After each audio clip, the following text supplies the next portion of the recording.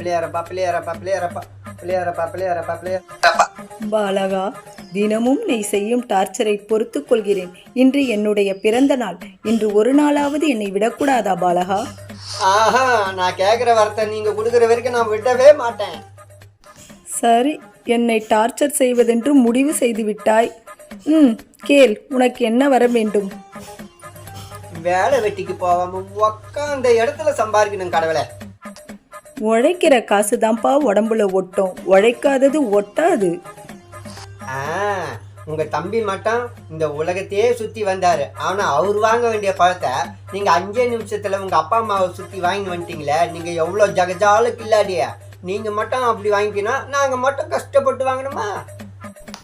அது நான் என் புத்தியை பயன்படுத்திய வாங்கியது, உழைக்காமல் வாங்கியது அல்ல பாலகனே. முதலில் அதை நீ புரிந்து கொள்.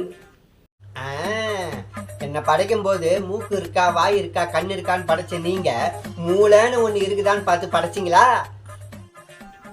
ஆம், உனக்கு நான் மூளையை படைக்க மறந்துவிட்டேன், மன்னிக்கவும். கேள், உனக்கு என்ன வரம் வேண்டும்? கஷ்டப்படாம உக்காந்த இடத்துல சம்பாதிக்கணும். கை நீட்டினால் சோறு, வாயை திறந்தால் பணம் உன்னை சுற்றி எப்பொழுதும் இருக்கும் வரம் தருகிறேன் உனக்கு. அது அது அதுதான் கடவுளை உங்களை நான் கேட்டது. உக்காந்த இடத்துல சம்பாதிக்கணும் கடவுளை. சரி, இந்தா, நீ கேட்டபடியே அந்த வரத்தை நான் உனக்கு அளிக்கிறேன். சந்தோஷமாக வாழ். நான் சென்று வருகிறேன்.